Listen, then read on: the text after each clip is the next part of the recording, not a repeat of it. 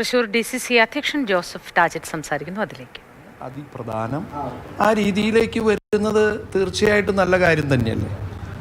ഈ വടക്കാഞ്ചേരിയിലെ ഗുരുതരമായ ചില ആക്ഷേപങ്ങളാണ് പ്രാദേശിക തലത്തിൽ നിന്ന് ഉന്നയിച്ചത്. പ്രത്യേകിച്ചും അതിനൊരു ഉന്നത ഗൂഢാലോചന ഉണ്ടെന്നാണ് നേതാക്കളൊക്കെ തന്നെ പറയുന്നത്. അതിന് ജാഫറിന്റെ ഫോൺ രേഖകൾ സമ്പൂർണ്ണമായി പരിശോധനയ്ക്ക് വിധേയമാക്കണമെന്നും ആവശ്യപ്പെടുന്നുണ്ട്. പക്ഷെ അത്തരത്തിലേക്ക് അന്വേഷണം പോകുമെന്ന് പ്രതീക്ഷിക്കുന്നുണ്ടോ? ഏതൊക്കെ ഉന്നത നേതാക്കളെയാണ് നിങ്ങൾ സംശയിക്കുന്നത്? ഇതിലെ വിജിലൻസ് എൻക്വയറി അട്ടിമറിക്കാനാണ് നീക്കം എന്നുള്ളത് പ്രഥമദൃഷ്ട്യാ ബോധ്യപ്പെടുക.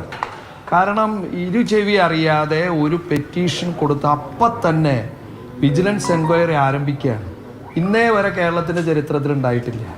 അത് തന്നെ സംശയാസ്പദമായ ഒരു കാര്യമാണ്. ഇവിടെ ഈ ജാഫറിൻ്റെ ഇത് പിന്നെ വോയിസ് അദ്ദേഹം അതല്ല എന്ന് പറയുമ്പോൾ ഇപ്പുറത്ത് CPM ഏരിയ കമ്മിറ്റി അംഗം ബാബുവുമായിട്ടുള്ള ജാഫറിൻ്റെ ഓഡിയോനെ കുറിച്ച് എന്താ പറയാത്തെ? അത് ജാഫറിനെ നിഷേധിച്ചിട്ടുണ്ടോ? ബാബു നിഷേധിച്ചിട്ടുണ്ടോ? CPM പിന്നെ നേതാക്കന്മാരെ നിഷേധിച്ചിട്ടുണ്ടോ? അബ്ദുൾ ഖാദർ ജില്ലാ സെക്രട്ടറി ഒക്കെ എന്ത് ലാഘവത്തോട് കൂടിയിട്ടാണ് പറയുന്നത്?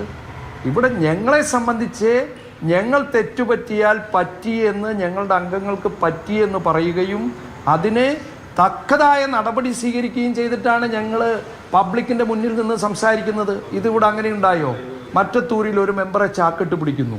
വല്ലച്ചിറയിൽ BJPയുടെ വോട്ട് അസാധുവാകുന്നു. അവിടെ ആ സ്ഥാനം കിട്ടിയ പ്രസിഡന്റ് സ്ഥാനം രമാപ്രകാശിനെ രാജിവെപ്പിച്ചില്ല. ഇവിടെ ലീഗ് സ്വതന്ത്രൻ അവിടെ മാറ്റി വോട്ട് ചെയ്യുന്നു.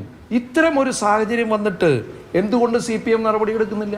അപ്പം അതുകൊണ്ട് പൊതുജന മധ്യത്തിൽ ജനാധിപത്യ വ്യവസ്ഥയ്ക്ക് നിരക്കാത്ത കാര്യങ്ങളാണ് നടന്നത് എന്ന് സ്പഷ്ടമാണ്. അതിനെ നിഷേധിക്കുക എന്നുള്ളതിനപ്പുറത്ത് ഇവരുടെ ഉത്തരവാദിത്തപ്പെട്ട ഭാരവാഹിയല്ലേ CPM ഏരിയ കമ്മിറ്റി അംഗം ബാബു, അദ്ദേഹത്തിൻ്റെ വോയിസ് നിഷേധിക്കട്ടെ. ഇനി ജാഫർ അദ്ദേഹത്തിൻ്റെ പിന്നെ വോയിസ് നിഷേധിക്കുമ്പോൾ നിയമപരമായി അല്ല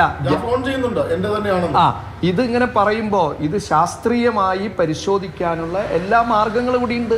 ഇതൊന്നും അവലംബിക്കാതെ കണ്ട് ഒരു കോടതിയുടെ പരിധിയിൽ അന്വേഷണം നടക്കട്ടെ, എല്ലാതും പുറത്തു വരും, ഒരു കേസ് രജിസ്റ്റർ ചെയ്യട്ടെ.